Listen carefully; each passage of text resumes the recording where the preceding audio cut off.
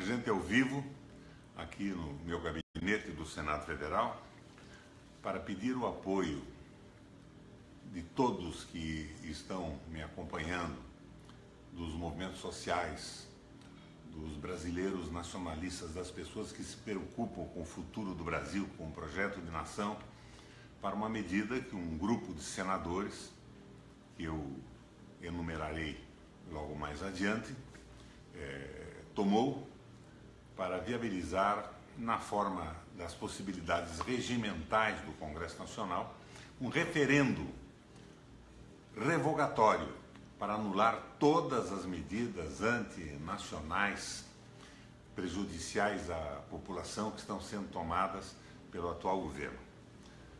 O texto é o seguinte: projeto de decreto legislativo dispõe sobre a convocação de referendo revogatório do processo de privatização da empresa Centrais Elétricas Sociedade Anônima Eletrobras, da Casa da Moeda do Brasil, das empresas subsidiárias da Petróleo Brasileiro, Petrobras, do decreto de agosto de 2017 que extingue a Reserva Nacional do Cobre e seus associados. E, inicialmente, este é o elenco. Ele vai tramitar nas comissões, ele já foi protocolado na mesa do Senado e, posteriormente, deverá ser ampliado. Nós queremos que esse referendo seja ampliado à mudança da CLT e a todas essas barbaridades antinacionais, antipovo, de um liberalismo econômico falido no mundo que está sendo praticado no Brasil hoje. Congresso Nacional decreta, artigo 1, fica convocado plebiscito de âmbito nacional a ser realizado simultânea e conjuntamente as primeiras eleições que se seguirem à aprovação do presente decreto legislativo, para consultar a população brasileira sobre sua aprovação ou não. A população é que tem que dizer se ela concorda com as barbaridades que este governo fez até agora, sem autorização para ela, sem ter sido eleito com um programa de governo que lhe desse legitimidade para fazer o que está fazendo. A. Do processo de privatização da empresa Centrais Elétricas Brasileiras Eletrobras. B. Do processo de privatização da Casa da Moeda do Brasil. C. Do processo de privatização das empresas subsidiárias da Petróleo Brasileiro, Sociedade Anônima Petrobras. Incluímos aqui também o decreto legislativo que acabava com a Renca, a Reserva Nacional de Cobre na Amazônia, que parece que a respeito disso o governo já recuou. Posteriormente, nas comissões, os relatores vão aprofundar isso, como eu disse a vocês, para outras medidas absurdas e antinacionais que foram tomadas. Artigo 2º. O resultado do referendo será homologado pelo Tribunal Superior Eleitoral, encaminhado ao Congresso Nacional e terá efeito vinculante para a validade jurídica dos atos relativos às matérias de que trata o artigo 1º. Artigo 3º. O Tribunal Superior Eleitoral expedirá as normas regulamentadoras necessárias à realização do referendo de que trata este decreto legislativo. Artigo 4º. Este decreto legislativo entra em vigor na data de sua publicação. A justificação é a seguinte: eu vou ler para vocês aqui a justificação inicial. E eu insisto que esse referendo será ampliado nas comissões. O atual governo tem frequentemente se movido por interesses particulares, dissociados dos ideais nacionalistas de um Brasil próspero e independente. Interesses particulares têm conduzido a atual gestão federal a vender algumas das mais valiosas riquezas brasileiras, entre elas o capital de controle da Eletrobras, Centrais Elétricas Brasileiras, da Casa da Moeda e de empresas subsidiárias da Petrobras, Petróleo Brasileiro.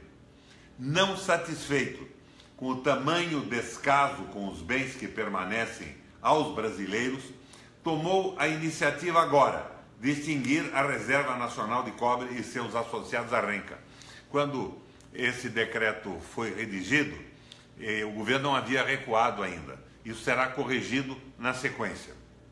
Os bens nacionais pertencem ao povo brasileiro e, nesta qualidade, nenhum governante tem legitimidade para vender nosso patrimônio e entregá-lo por preços aviltados ao capital estrangeiro. Nossas reservas de moedas estrangeiras estão ainda elevadíssimas, mais do que nunca estiveram em nossa história. Apesar disso, o atual ministro das Minas e Energia divulgou no Canadá que este governo pretende vender nossos mais valiosos recursos. Nada, portanto, justificaria a venda desse valioso patrimônio aos investidores internacionais, mormente quando os valores seriam recebidos em dólares e, em consequência, para internalizar tais valores, o governo precisaria ainda transformar tais dólares em reais, o que importa injeção de moeda nacional em circulação e a consequente emissão de títulos para enxugar o meio circulante, ameaçando a nossa dívida pública desta forma. Se a medida é maléfica por este lado, muito mais o é pelo lado dos interesses nacionais de longo prazo. Investidor só pretende lucro. Pouco importa para ele se daqui a 10 ou 20 anos vamos ter déficit de energia, ou seja, se vamos ter que passar por apagões. Não querem construir hidrelétricas, querem comprar a preços aviltados a nossa geração e transmissão de energia, para, de posse disso, ampliarem os seus lucros. E como se ampliam lucros? Simples. Primeiro, demitem parte relevante de nossas forças de trabalho, ampliando o número de desempregados brasileiros. Segundo, elevam as tarifas para que tenhamos que pagar mais pela energia que consumimos. E vergonhosamente vemos até a imprensa atacando atitudes do governo anterior destinadas a reduzir as tarifas de geração. E o mercado, comprando a imprensa nesse processo de saque contra o bolso e contra o emprego brasileiro, prossegue na campanha de desmonte do projeto nacional brasileiro. Entregar a grande estatal de energia do Brasil aos investidores significa convidá-lo a reduzir nossos empregos e fazer-nos pagar mais pela energia. O mesmo raciocínio é válido para a Casa da Moeda do Brasil e para as empresas subsidiárias da Petrobras. O resultado é desemprego e, no último caso, combustível muito mais caro. Para tais governantes, não importa o que estão fazendo com o país. No futuro, só importa o quanto eles se alegram e alegram os investidores estrangeiros, sabe-se lá às custas do que e por quanto. Já no que se refere à Reserva Nacional do Cobre e seus associados, Renca, pergunto, que mal faz ela aos brasileiros? Por que não mantê-la a produzir oxigênio, o que tem feito durante esses 517 anos de história do Brasil? Se quiser ver o que pode acontecer com a reserva Renca após a sua exploração, basta acessar qualquer sítio da internet que trate da empresa Icomi. Os resultados daquela exploração foram grandes áreas degradadas e não reflorestadas, e uma população que inicialmente afluiu para a reserva e que foi deixada após a exploração com desemprego, doença e fome. O capital internacional não tem preocupação com os nossos empregos e com a nossa saúde. Só tem interesses financeiros de lucro. Temos que dar um basta nisto, e o caminho é um referendo revogatório com o povo opinando sobre o que quer para o Brasil, o que quer fazer com as nossas riquezas. Que este projeto de decreto legislativo sirva, desde já, como intimação aos interessados de que, com um governo eleito pelo povo, os contratos derivados dos processos de privatização ou de exploração aqui tratados poderão e serão revogados em face do interesse nacional mais legítimo, o direito dos brasileiros determinarem seu próprio destino e os preços de seus combustíveis e da sua eletricidade. Por tais razões, propomos ao Congresso Nacional o presente projeto de decreto legislativo, na certeza de que ele receberá voto favorável de todos aqueles que lutam pelo desenvolvimento sustentável de nossa nação e por sua independência internacional. Sala das Sessões, 31 de agosto de 2017. Essa proposta já teve início da sua tramitação no Senado, ela já foi apresentada à mesa. Agora, aqui para a informação de vocês, as pessoas sem ordem alfabética que assinaram esse decreto legislativo, ele precisava inicialmente de 27 assinaturas, conforme o regimento interno, para começar a tramitar. Nós temos 36 assinaturas já.